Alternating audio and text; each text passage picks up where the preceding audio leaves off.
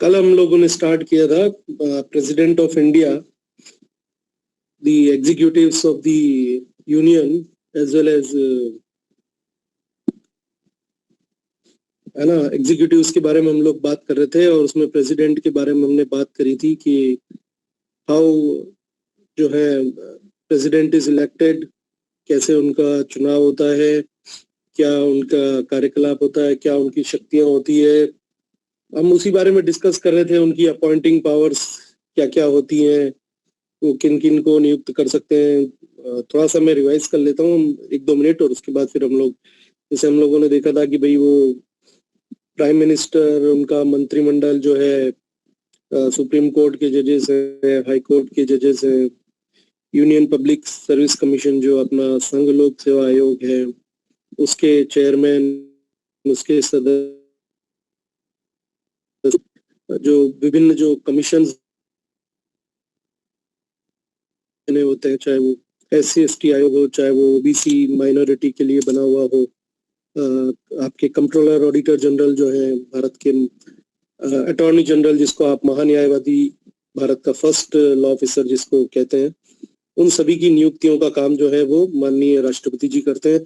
उसके बाद हमने बात की थी कि वो हमारे संसद के एक अभिन्न अंग है, पार्लियामेंट का पार्ट है। पार्लियामेंट जो है वो राष्ट्रपति, लोकसभा और राज्यसभा से मिलकर जो है निर्मित होती है, उनसे बनती है। फिर ये बात हुई थी कि कुछ जो बिल्स जो होते हैं वो उनकी सहमति के बिना, प्रायर इस परमिशन जो है पार्लियामेंट में इंट्रोड्यूस नहीं होते हैं। जैसे कि धन विधेयक हो गया, जैसे कोई टैक्सेस वगैरह जो इम्पोज करने होते हैं उससे रिलेटेड कोई बिल हो गया, राज्यों की जो सीमाएं हैं उनमें किसी तरह का फेरबदल करना, नए राज्यों का जो है निर्माण करना, राज्यों का नामकरण चेंज करना, उसके अलावा जो ये ट्रांसपोर्ट से संबंधित जो होता है, means travel through out the India, जो ट्रेड एंड कॉमर्स होता है उसको रेगुलेट करने के लिए अगर कोई बिल होता है, तो इस तरह के सभी बिलों को जो है उनकी सहमति के बिना जो है पार्लियामेंट के किसी भी सत्र में नहीं लाया जाता है।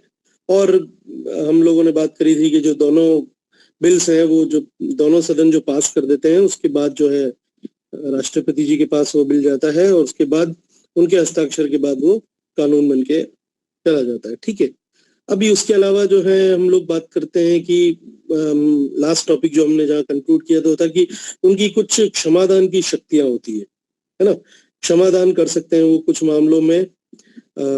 इस प्रकार कैसे वो शक्तियां होती है, थोड़ा सा हम लोग इस पर डिस्कस करते हैं। एक तो उनका जो पार्डनिंग पावर है, उसमें सबसे पहला है कि किसी को क्षमा मुक्ति दे देना। ठीक है, किसी भी प्रकार की सजा है, चाहे वो मृत्यु दंड भी अगर किसी व्यक्ति को दिया गया है, तो भारत के राष्ट्रपति महोदय के पास ये पावर है कि वो चाहे तो उस व्यक्ति को उन्मुक्त कर सकते हैं, उस आदमी को फ्री कर सकते हैं, दोष मुक्ति प्रदान कर सकते हैं। ठीक है, मिलिट्री कोड्स ने अगर कोई सजाएं दे रखी है तो उन सभी की सजाएं, उनकी जो सजाएं हैं उसको भी राष्ट्रपति महोदय, क्योंकि he is chief of the forces, वो उनके सैन्य के अध्यक्ष माने जाते हैं एक तरह से, है ना, प्रमुख हैं सेनाओं के, तीनों सेनाओं के प्रमुख एक तरह से माने जाते हैं।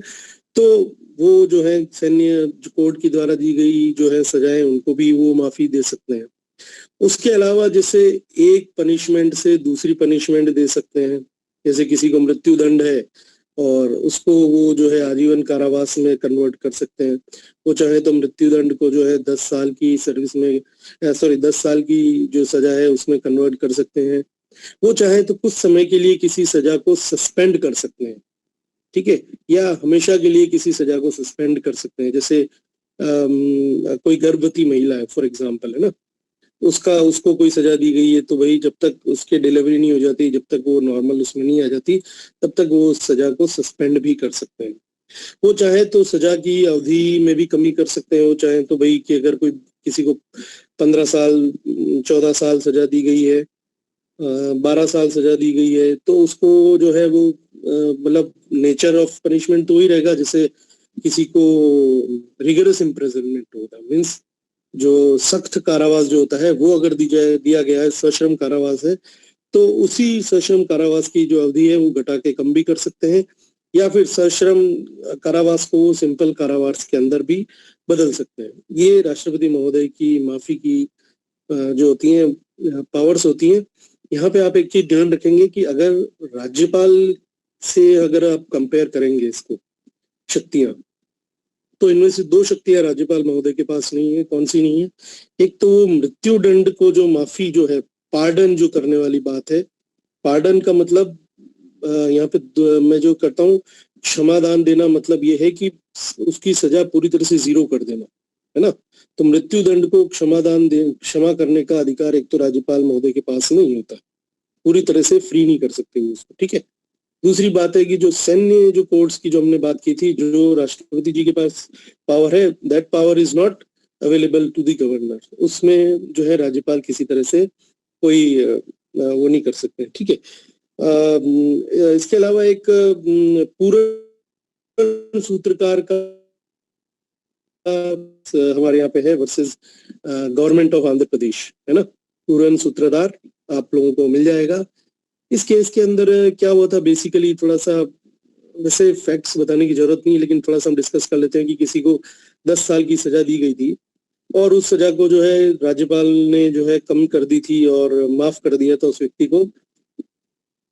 तो जो सामने वाली पार्टी थी, मीन्स जिसका राइट वायलेट हुआ था, वो जो है सुप्रीम कोर्ट में याचिका लगाते हैं और वो कहते हैं कि साहब ये जो क्षमादान दिया गया है राज्यपाल महोदय की तरफ से ये गलत है। तो क्या यहाँ पे प्रश्न ये आ जाता है कि क्या जो ये जो पावर है क्षमादान करने की, क्या ये जुडिशरी न्यायपालिका इसको रिव्यू कर सकती है क्या? हाँ, तो इस सूत्रधार वर्सेस आंध्र प्रदेश के केस में ये निर्धारित किया गया कि हाँ, कर सकती है। Judicial review of the pardoning power of the president as well as of governor can be reviewed, है ना। ऐसी जो ये पावर है, ये जो शक्ति है, इसको जुडिशियली रिव्यू किया जा सकता है, टेस्ट किया जा सकता है। इस मामले के अंदर थोड़ा सा एक पॉलिटिकल कंट्रोवर्सी हो गई थी, है ना। तो ये माना सुप्रीम कोर्ट ने भी कि भाई अगर ये जुडिशियल रिव्यू के अंदर अगर इस दायरे से हमेशा के लिए अगर इसको बाहर कर दिया गया, तो हमेशा पॉलिटिकल बेनिफिट्स के लिए, माइलेजेस के लिए ये माफी दान देने का, गलत तरीके से देने का, और जो है system that will develop in the country. तो इसीलिए जुडिशरी जो है, न्यायपालिका जो है, ऐसे क्षमादान के मामलों में चाहे तो हस्तक्षेप कर सकती है और जो भी उसमें उचित निर्णय जो देना होता है वो दे सकती है। तो आप लोग देखेंगे कि जनरली राष्ट्रपति या राज्यपाल भी इस तरह की कंट्रोवर्सीज में नहीं फंसते हैं और वो एक कमेटी बना देते हैं और उसके बाद ही जो है ऐसी सजाओं के ऊपर जो है निर्धारण करते हैं, ठीक है। फिर बात आती है कि अगर हम एक बात करें शक्तियों के बारे में, ठीक है, तो कई बार ये हो जाता है कि भाई जो कार्यपालिका है या हमारी विधायिका है, ठीक है, कार्यपालिका मीन्स राष्ट्रपति जी जो खुद हैं और उसके अलावा जो उनका जिसको वो मंत्रिमंडल में बनाते हैं, मीन प्राइम मिनिस्टर वगैरह को अपॉइंट करते हैं, अभी हमने बात करी थी। और प्राइम मिनिस्टर की मंशा के साथ ही वो उसके अन्य जो है जो मिनिस्टर्स वगैरह उनको नियुक्त करते हैं, ठीक है। तो इसके अंदर हमको एक चीज यहाँ पे थोड़ी सी ध्यान रखने की है कि जो पावर्स है, ये जो बैलेंस है, जो ये इक्विलिब्रियम जो बना हुआ है संविधान के अंदर, इसके अंदर सुपेरिटी की जब कभी कभी बात होती है तो किसकी सुपेरिटी है, कौन ज्यादा पावरफुल रहेगा, चेक ऑफ बैलेंस की अगर हम बात करें तो इससे रिलेटेड कुछ केस जो है राष्ट्रपति की जो पोजीशन है, मैं कहूँगा राष्ट्रपति जी का जो पद है, उनकी जो पावर्स है, उनकी शक्तियों के संदर्भ में कुछ केस हमारे इंडिया में हुए हैं, उनके ऊपर मैं डिस्कस करना चाहूंगा। सबसे पहले एक लूंगा मैं केस राम जवाया कपूर का केस है। राम जवाया कपूर का काफी पुराना केस है, 50s का है केस। इस केस के अंदर राम जवाया कपूर केस के अंदर यही निर्धारित किया गया कि राष्ट्रपति जो है वो एक नॉमिनल हेड है, he is head of the state. मैंने कल भी आपको बात करी थी, head of the state means राष्ट्राध्यक्ष रहेंगे वो, और ही इज नॉमिनल हेड। और वो जो कार्य करेंगे वो किसकी, मंत्रिमंडल जो बनेगा उसकी सहमति से ही जो वो कार्य करेंगे। तो वो पहली बारी जब इंडिया में मामला आया तो ये क्या मेरी आवाज नहीं आ रही रमीला? आवाज ऑडिबल नहीं है आप लोगों को क्या? आ रही है सर, बराबर है सर, ऑडिबल है। ऑडिबल है। ओके ओके रमीला, मुझे लगता है आपकी तरफ से बेटा कोई दिक्कत है, otherwise everybody can properly hear me, है ना? तो पहला केस जो था वो ये केस था इसके ऊपर, ठीक है। उसके बाद एक UN राव वर्सेस इंदिरा गांधी का जो केस था, इस केस के अंदर ये मामला सामने आया था कि जब मिनिस्ट्री डिसॉल्व हो जाती है मीन्स भंग हो जाती है, तो क्या उसके तुरंत बाद जो है कार्य करने के सारे अधिकार जो है वो राष्ट्रपति जी के पास आ जाते हैं? तो ऐसा नहीं है। कई ये इस केस में निर्धारित किया गया कि मंत्रिमंडल जो है रिजोल्यूशन होने के बाद भी अपना जो है कार्य रेगुलर जो करते रहेंगे, और ऐसा नहीं है कि राष्ट्रपति जी फुली एग्जीक्यूट जो है अपने डिसीजन को कर पाए। तो मतलब इस मामले के अंदर भी जो है सुप्रीमेसी किसकी रहेगी? सुप्रीमेसी राष्ट्रपति जी की ही, जो है मंत्री राष्ट्रपति जी को फिर से कह दी एक नॉमिनल हेड की तरह, कॉन्स्टिट्यूट संवैधानिक प्रमुख की तरह ही कार्य करेंगे। ये एक गाइड करेंगे गवर्नमेंट को, फ्रेंड और फिलोसफर में कहूंगा कि एक मित्रवत जो है वो कार्य करेंगे, लेकिन रूल नहीं कर सकते, means he can not command over the government, ठीक है। इसमें तीसरा एक केस है जो Shamsher Singh versus state of Punjab है। ये केस में Shamsher Singh versus state of Punjab का केस इसलिए ले रहा हूँ क्योंकि इसमें राष्ट्रपति जी की और राज्यपाल महोदय दोनों की भूमिका को लेकर जो है बात आई थी। तो और इसमें भी यही कहा गया कि इन दोनों का जो दायरा है, जो फंक्शनिंग है, that is a limited one, और जो मुख्य जो सुझाव ये लोग जो मानेंगे वो अपनी अपनी मंत्री परिषदों के बेसिस पे ही जो है गवर्नेंस करेंगे। जो मंत्री परिषद जो भी इनको सुझाव वगैरह जो प्रेषित करती रहेंगी उसी के ऊपर ये लोग काम करेंगे।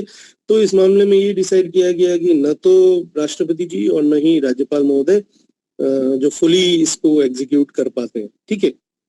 फिर एक सरदारी लाल वर्सेस यूनियन ऑफ इंडिया का केस भी बहुत इंपॉर्टेंट केस है, और इस केस के अंदर भी यही चीज देखी गई कि वो जो है राष्ट्रपति जी फिर से नॉमिनल हेड जो है वो भारत सरकार के, और राज्यपाल जो है वो राज्य के अपने राज्य के एक नॉमिनल हेड और सिंपल एक मैं कहूंगा कि राष्ट्राध्यक्ष के रूप में काम करेंगे। हाँ, अभी यहाँ पे एक प्रॉब्लम ये आ जाती है कि क्यों एक ये कंट्रोवर्सी की बात जो है बार बार ही आती है, क्यों बार बार ही?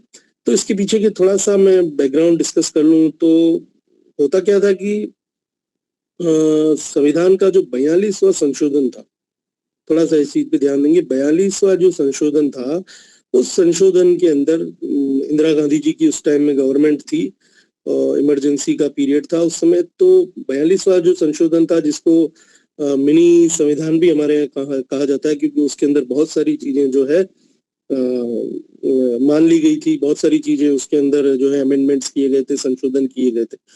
तो उस समय इन्होंने ये सारे अमेंडमेंट के साथ में ये भी एक संशोधन किया कि जो भी सलाह जो प्रधानमंत्री की तरफ से या उनके मंत्रिमंडल की तरफ से दी जाएगी वो राष्ट्रपति जी के ऊपर बाध्यकारी होगी, ठीक है। प्रेसिडेंट विल बी बाउंड, बाध्यकारी होगी, ये 42वें संशोधन में निर्धारित किया गया। लेकिन इसके बाद क्या हुआ कि इमरजेंसी लगी, और इमरजेंसी के बाद आप लोगों को पता है कि जनता पार्टी की सरकार आई 77 के अंदर, और एक 44वां संशोधन जब आया, 44th अमेंडमेंट जब आया, तो उसमें ये डिसाइड किया गया कि जो राष्ट्रपति जी के पास जो भी सलाह दी जाएगी मंत्रिमंडल की तरफ से, वो एक बारी चाहे तो उसको रिकंसिडरेशन के लिए, पुनर्विचार के लिए कह सकते हैं। मेरी बात ध्यान से सुनेंगे। राष्ट्रपति जी 42वें संशोधन में तो उनको बाध्य कर दिया गया था कि भाई मानना ही है आपको। यहाँ पे 44वें संशोधन में क्या किया इन लोगों ने कि अमेंड करके ये कह दिया कि राष्ट्रपति जी को जो भी सलाह दी जाएगी वो एक बार चाहे तो मंत्रिमंडल को कह सकते हैं कि भाई आप इस सलाह के ऊपर पुनर्विचार कीजिए, ठीक है। और उस पुनर्विचार के बाद जो भी सलाह फिर से आएगी राष्ट्रपति जी के पास, उसको मानने के लिए वो उसको मानेंगे और उसके अकॉर्डिंगली वो काम करेंगे। तो एक ये रिकंसिडरेशन का, पुनर्विचार का जो कॉन्सेप्ट है 1944 में 44th अमेंडमेंट के अंदर जो है लाया गया, ठीक है। तो उसके बाद पोजीशन क्या हो गई आज की डेट में, ये रह गई कि हाँ, जो भी सलाह राष्ट्रपति जी को दी जाती है मंत्रिमंडल की तरफ से, तो राष्ट्रपति जी क्या करेंगे, उसको एक बार ही वो कह सकते हैं कि आप जो है पुनर्विचार कर लीजिए इसके ऊपर, ये सलाह मुझे ठीक नहीं लगती है, या आपको इसके ऊपर रिकंसिडर करना चाहिए, आपको फिर से सोचना चाहिए। और उसके बाद अगर वापस सरकार जो भी सलाह दे, सरकार मीन्स मंत्रिमंडल जो भी सलाह देता है, चाहे वो बदल के सलाह देता है, चाहे विचार करके देता है, या चाहे पहले वाली बात कहता है, तो वो जो सलाह होगी उसको मानने के लिए राष्ट्रपति जी उनको वो चीज माननी पड़ेगी। तो ये रिकंसिडरेशन वाला एक कंसेप्ट ये यहाँ पे इम्पोर्टेंट था, ठीक है। तो यहीं पे साथ में मैं एक चीज और बता देता हूँ, कल कुछ लोग पूछ रहे थे, वही ममता बनर्जी वाला मामला पूछ रहे थे कि साहब वो कैसे मिनिस्टर जो बन सकती हैं चीफ मिनिस्टर। तो इस मामले में दो केसेस जो है मैं थोड़ा सा डिस्कस करना चाहूंगा आपसे। एक तो SP Anand versus union of India का केस है, और एक एसआर चौहान का केस है। सबसे पहले वाला केस जो है, इस केस के अंदर की भाई ये डिसाइड किया गया था कि कोई इसके एसपी मामला है, ये मामला है अपने देवेगौड़ा साहब जब प्रधानमंत्री बने थे भारत के, तब वो संसद के किसी भी सदन के मेंबर नहीं थे। तो चैलेंज किया तो सुप्रीम कोर्ट ने कह दिया कि नहीं भैया, 6 माह तक उनको चुना जाना जो है वो आवश्यक है।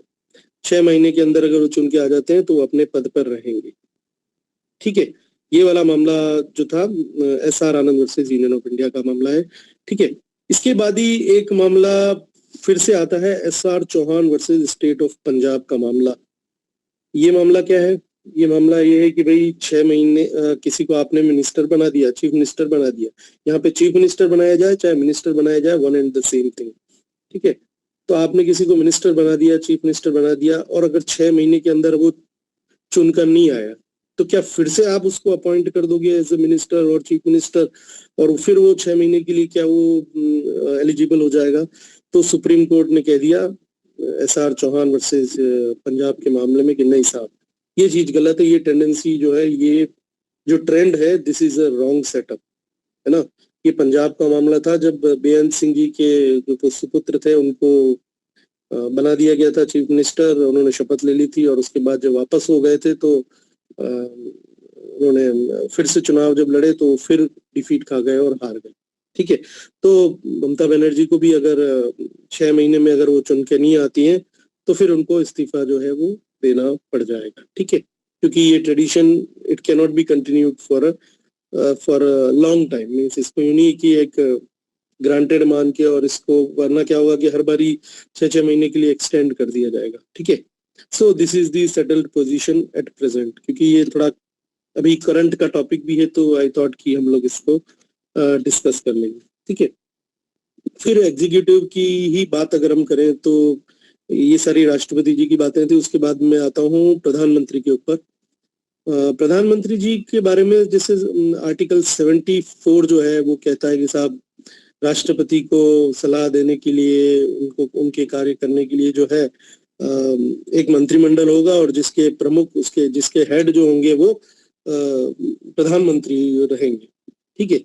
तो यहाँ पे प्रधानमंत्री का जो मामला है, ये कैसे बन जाता है, कैसे बनते हैं, ये आप लोगों को थोड़ा सा पता ही है। वैसे फिर भी हम रैंडमली थोड़ा सा 2 मिनट के लिए डिस्कस कर लेते हैं कि भाई जो चुनाव होते हैं उसके बाद जो इलेक्ट होकर आते हैं लोकसभा में, जो सबसे बड़ा दल है उसका जो नेता होता है, उसको हम लोग जो है वो पेश करता है कि भाई साहब हमने जो है चुनाव जो है जीता है, डेमोक्रेसी है, तो हमको सरकार बनाने का न्योता दिया जाए, और राष्ट्रपति जी उसको न्योता देते हैं, ठीक है। तो कल भी हम लोग यही बात कर रहे थे कि ये जो पावर्स होती है, ये उनकी डिस्क्रिशन, उनके विवेक की पावर्स होती हैं। किनकी? राष्ट्रपति जी, किसको बुलाना, और एक डिस्क्रिशनरी पावर होती है कि कब वो भंग कर सकते हैं संसद को, या लोकसभा को कब भंग कर सकते हैं, ठीक है। संसद की बात नहीं, लोकसभा कब भंग कर सकते हैं, ये डिस्क्रिशन भी माननीय राष्ट्रपति जी का होता है, ठीक है। तो वो सबसे बड़ी पार्टी के लीडर को बुलाते हैं और वो ओथ लेते हैं। उनको ओथ कौन दिलाते हैं? राष्ट्रपति जी दिलाते हैं। पद और गोपनीयता की जो है वो शपथ लेते हैं, और उसके बाद उन्हीं की सलाह पे जो है उनका मंत्रिमंडल जो होता है वो निर्माण होता है। वो अपने इच्छा से जो चुने हुए लोग हैं उनको मंत्रिमंडल में जगह देते हैं, पोर्टफोलियोज जो है उसमें डिसाइड करते हैं। और यहाँ पे हम लोगों को देखना जरूरी है कि एक संविधान का एक प्रावधान ये कहता है कि समय समय पर जो है राष्ट्रपति जी को प्रधानमंत्री जो है सरकार के मुखिया के तौर पे सूचनाओं का आदान प्रदान करेंगे और उनको गवर्नेंस जो चल रही है मीन्स वो सारी गवर्नेंस के बारे में उनको जानकारियां जो है समय समय पर देते रहेंगे। बट क्या उन्होंने राय दी है, क्या उन्होंने बातचीत करी है राष्ट्रपति जी से, इसको कभी भी किसी भी कोर्ट में चैलेंज या क्वेश्चन नहीं किया जा सकता। बिकॉज ये चीज आप थोड़ा सा ध्यान रखें, ये एक सीक्रेट मैटर हो जाता है, कॉन्फिडेंशियल नेचर ऑफ वर्क हो जाता है। तो इस तरह की जो सूचनाएं होती है वो किसी भी कोर्ट में चैलेंज करके यू कैन नॉट सीक कि what advice was tendered by the prime minister as the head of government to the president of India. Okay, RTI वगैरह में भी अगर आप लोग मांगेंगे तो ऐसी सूचनाएं आपको नहीं मिलेगी in the interest of the nation. ठीक है, तो ये तो रहती है प्रधानमंत्री का और उनकी बात। अब ना प्रधानमंत्री जो है वो अपना जो उनका है वो तभी तक वो गवर्नेंस चलाते हैं जब तक कि उनको लोगों का समर्थन प्राप्त है, चुनी हुई सरकार है तब तक उनको लोगों का समर्थन प्राप्त है और उनके मेंबर्स जो भी उनकी पार्टी के चुन के आए हैं वो पावर में है। कई बार ऐसा होता है कि सरकार के खिलाफ जो अपोजिशन वगैरह है वो अविश्वास प्रस्ताव जो है लेकर आते हैं। तो मैं यहाँ पे थोड़ा सा आप लोगों को एक चीज क्लियर कर दूं कि अविश्वास प्रस्ताव का मतलब यह है कि उन लोगों को, विपक्ष को, सरकार में, सरकार की नीतियों में या किसी पर्टिकुलर मंत्री के लिए या किसी मंत्रिमंडल के किसी भी विभाग के बारे में किसी काम के ऊपर उनको सेटिस्फेक्शन नहीं है तो वो अविश्वास प्रस्ताव लेके आते हैं। और अविश्वास प्रस्ताव अगर सक्सेसफुल हो जाता है तो ये माना जाता है कि वो सरकार जो है वो गिर जाती है। अविश्वास प्रस्ताव पास हो जाने का यहाँ पे मतलब है। ठीक है, और क्योंकि हमारे यहाँ पे जो डेमोक्रेसी के अंदर सामूहिक दायित्व की जो एक बात होती है, अकाउंटेबिलिटी की बात होती है, कलेक्टिव रिस्पॉन्सिबिलिटी की मैं बात यहाँ पे करूंगा। कलेक्टिव रिस्पॉन्सिबिलिटी का मतलब क्या है कि मतलब चाहे एक मंत्री है उसकी जो रिस्पॉन्सिबिलिटी होती है वो ये माना जाता है कि पूरी सरकार की जितना भी मंत्रिमंडल है उन सभी की जिम्मेदारी, उन सभी का जो है उसमें वो होता है। तो अगर अविश्वास प्रस्ताव अगर एक मंत्री के खिलाफ लाया जाता है, वो अगर पास हो जाता है या ऐसा कुछ हो जाता है तो भी ये मानेंगे कि हम सरकार की हार हो जाती है। ठीक है, सरकार की नीतियों की हार हो गई ये माना जाएगा। कलेक्टिव मीन्स एक की जिम्मेदारी सभी की भी जिम्मेदारी। कलेक्टिव का मतलब यहाँ पे कलेक्टिव रिस्पॉन्सिबिलिटी जो बार बार सामूहिक उत्तरदायित्व की जो बात आती है वो ये बात आती है। तो collectively they are responsible towards the Lok Sabha, और अगर वो फेल हो जाते हैं अपने उत्तरदायित्व प्रूव करने में तो सरकार जो है वो फेल हो जाती है। अब यहाँ पे मुख्य बात आती है कि प्रधानमंत्री जी का मंत्रिमंडल कितना बड़ा होता है। तो आप जानते हैं कि 93rd जो अमेंडमेंट है उसके बाद में 15% जो है लोकसभा के मेंबर्स की जो संख्या है उसके 15% जो है मंत्री बनाए जा सकते हैं। ठीक है, ये चीज बिल्कुल क्लियर है। और किन किन को बनाते हैं ये उनका विशेषाधिकार है। 3 तरह के मंत्री वो जो है बनाते हैं मुख्यतः। एक तो कैबिनेट स्तर का होता है जो अपने विभाग का हेड होता है। ठीक है, उसके बाद उपमंत्री बनाए जाते हैं, आजकल तो कम हो गए उपमंत्री। उसके बाद जो है राज्य मंत्री बनाए जाते हैं जिनको अपने विभाग के किसी पर्टिकुलर सेक्शन का या अपने जो सीनियर कैबिनेट मिनिस्टर है उसको असिस्ट करने के लिए जो है वो बनाए जाते हैं। आप देखते हैं जैसे गृह विभाग हुआ, वित्त विभाग हुआ, भारत सरकार के जो महत्वपूर्ण विभाग हैं इनमें कई बार एक से ज्यादा राज्य मंत्री होते हैं जो अलग अलग सेटअप्स को सपोर्ट करते हैं, अलग अलग चीजों को डिसाइड करते हैं ना। तो पोर्टफोलियो वितरण करने का काम जो है वो प्राइम मिनिस्टर का होता है as a head of the government ना। उनका कार्य इसके अलावा क्या है कि गवर्नमेंट की पॉलिसीज को बनाना, सरकार की नीतियों को बनाना अपने सहयोगियों के माध्यम से, और उन पॉलिसीज को जो है संसद में प्रेजेंट करना, संसद में रखना, उनको एक्सप्लेन करना। और कई बार जब आप देखते हैं कि बड़े बड़े मुद्दे होते हैं देश के अंदर, अर्जेंसी ऑफ नेचर के जो काम आते हैं, संसद की बात हम बाद में करेंगे जब हम पार्लियामेंट पढ़ेंगे उस समय बात करेंगे। लेकिन यहाँ पे थोड़ा सा बता दूं कि कई बार ऐसा होता है कि अपोजिशन जो है वो डिमांड करता है कि नहीं साहब ये मामला it is a very important matter for the country, इसके ऊपर जवाब जो है वो प्रधानमंत्री को दिया जाए। माननीय प्रधानमंत्री जो है इसके ऊपर अपना जवाब दें, चाहे कोई भी मामला हो। तो ऐसे इम्पोर्टेंट मैटर्स को टेकअप किया जाता है, तो प्रधानमंत्री पॉलिसीज फ्रेम करने में भी, उसके अलावा जो है अपनी सरकार का उत्तरदायित्व निर्धारित करने के लिए। और एक चीज ध्यान रखें आप, प्रधानमंत्री जी चाहे लोकसभा से हो चाहे राज्यसभा से हो, है ना, वो दोनों ही जगह जा सकते हैं और अपनी सरकार का के लिए बयान दे सकते हैं, ठीक है। राज्यसभा से भी प्रधानमंत्री हो सकते हैं। हमारे पूर्व प्रधानमंत्री जो डॉक्टर मनमोहन सिंह जी थे, वो राज्यसभा के मेंबर ही थे ना, आसाम से। तो इट इज नॉट एसेंशियल कि लोकसभा का मेंबर होना जरूरी है, संसद के किसी भी सदन का मेंबर उनको होना चाहिए, ठीक है। उसके अलावा 78 जो आर्टिकल है वो मैंने आपको भी बता ही दिया कि ये टाइम टू टाइम जो है वो सूचनाएं राष्ट्रपति जी को देते रहेंगे। काम कैसे करते हैं प्रधानमंत्री जी का काम करने का, जो एक तो ये एक उनका प्रधानमंत्री प्राइम मिनिस्टर ऑफिस जिसको आप, और उसके अलावा एक करके ऑफिस होता है। ये दो तरह के ऑफिस हमारे यहाँ पे कॉन्टेक्स्ट में आए हैं। क्या होता था आजादी के समय, तो कैबिनेट सेक्रेटरीट जो होता था वो सुपीरियर ऑफिस माना जाता था, और कैबिनेट सेक्रेटरी जो है वो जो भारत का सबसे बड़ा सिविल सर्वेंट हम लोग मानते हैं, कैबिनेट सेक्रेटरी जिसको कहते हैं, ठीक है। तो कैबिनेट सेक्रेटरीट उस समय ज्यादा पावरफुल होता था, और वही सारी नीतियां, कोऑर्डिनेशन वगैरह का काम उनका होता था, ठीक है।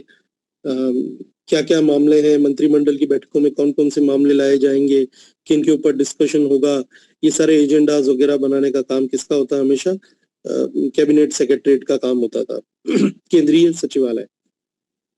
अब क्या होने लगा, उसके बाद आजादी के बाद धीरे धीरे प्राइम मिनिस्टर ऑफिस, प्रधानमंत्री कार्यालय का जो एक सेटअप जो है नया तैयार हुआ। उसमें क्या हुआ कि पीएमओ जो हुआ, प्राइम मिनिस्टर ऑफिस जो हुआ, वो थोड़ा ज्यादा पावरफुल निकल कर आया। और प्रधानमंत्री के जो सचिव होते हैं, उनके पर्सनल सेक्रेटरीज वगैरह होते हैं, ये लोग क्या करते हैं, कोऑर्डिनेट करते हैं सारी मिनिस्ट्रीज को लेके।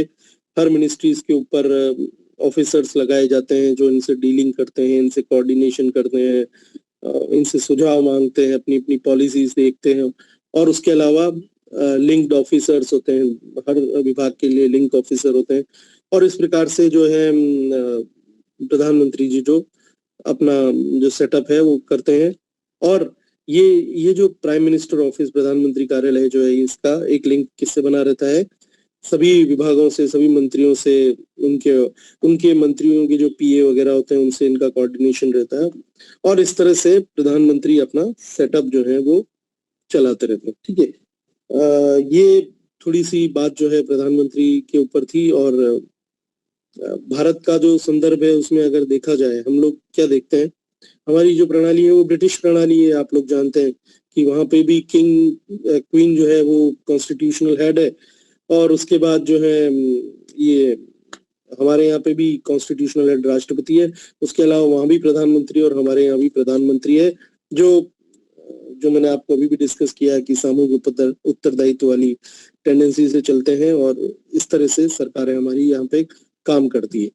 ये एक प्रधानमंत्री का और राष्ट्रपति का ये जो आपस का जो रिलेशनशिप है, या मैं कहूँ कि मंत्रिमंडल का जो कार्य करने का तरीका है, ये इंडिया के अंदर काफी रिलेशनशिप, जो मैं आपको बताऊं, जैसे जैल सिंह जी के टाइम पे और कई राष्ट्रपतियों के साथ कोऑर्डिनेशन बहुत अच्छा चलता है।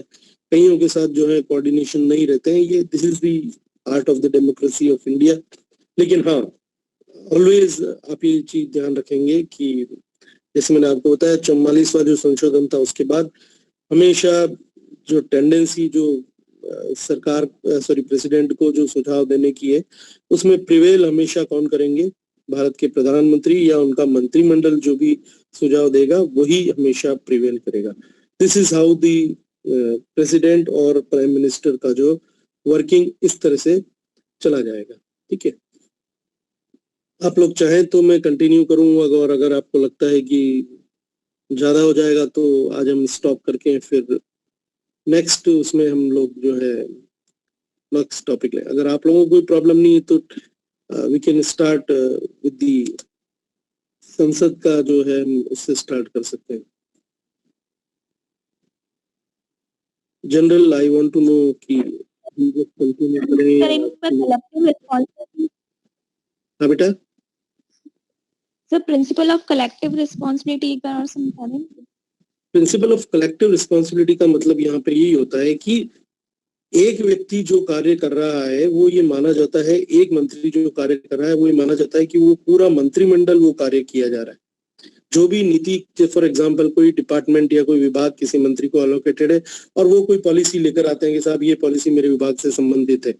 अब चाहे उसमें दूसरे जो मंत्री हैं उनका कोई इन्वॉल्वमेंट है या नहीं है, लेकिन अगर वो पॉलिसी फेल होती है तो ये माना जाएगा कि पूरा मंत्रिमंडल उसमें फेल हुआ है। एक की जॉइंट लाइबिलिटी का जो कॉन्सेप्ट है, सभी की सामूहिक उत्तरदायित्व होता है इसमें, चाहे करने वाला एक है लेकिन रिस्पॉन्सिबिलिटी उसके अंदर सभी की आ जाती है। This is the principle of the collective responsibility. अभी कई बार ऐसा होता है ना कि देखो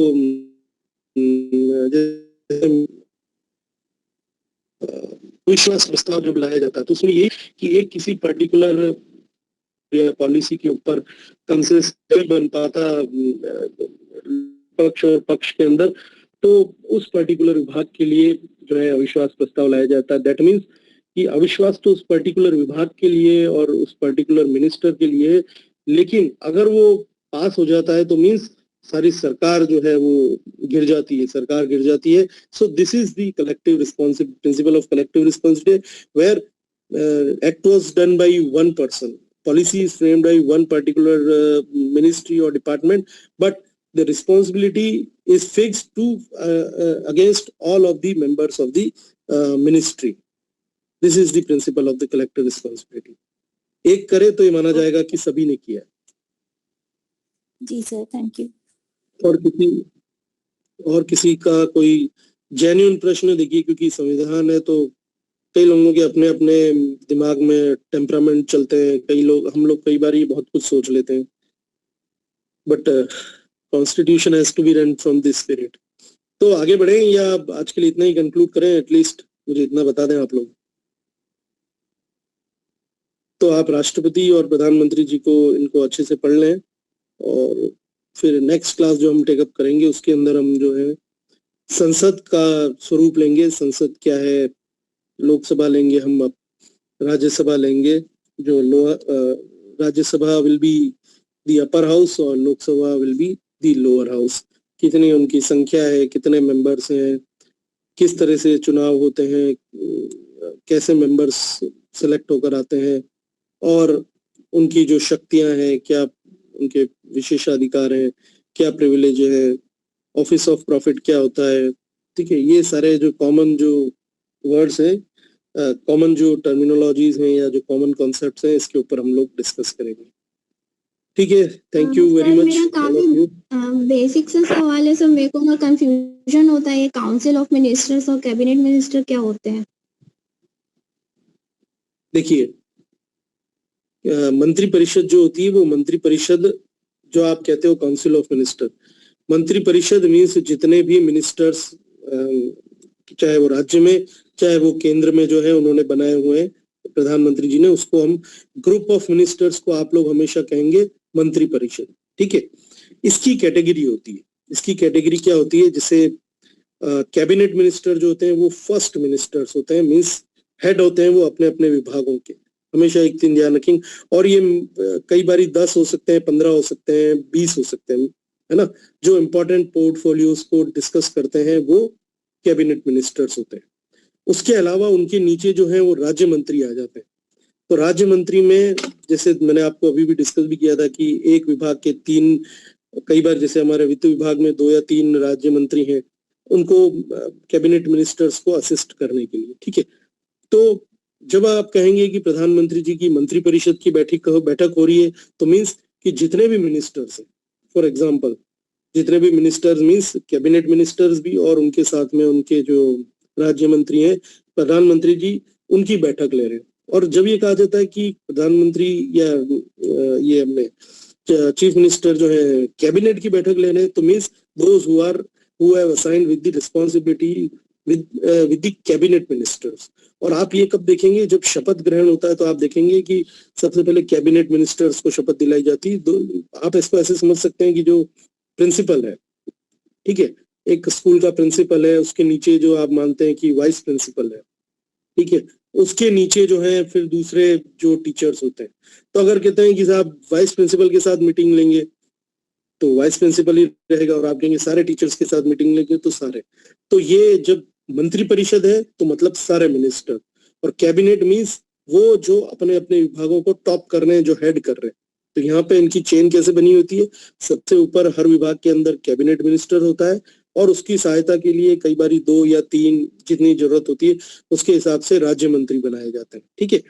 तो जब कैबिनेट की बैठक होगी तो सिर्फ कैबिनेट मिनिस्टर्स उसमें इन्वॉल्व होंगे, और जब मंत्रिमंडल की बैठक होगी या पूरी मिनिस्ट्री की बैठक होगी तो राज्य मंत्री भी साथ में इन्वॉल्व होंगे और बड़ी मीटिंग होगी। ये इन दोनों का एक डिफरेंस है।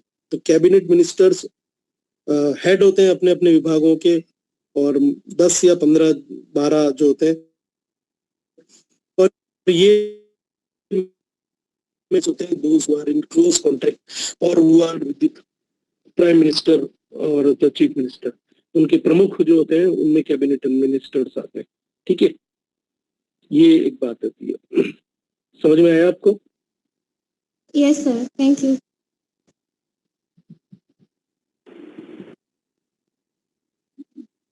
ठीक है, थैंक यू सो मच।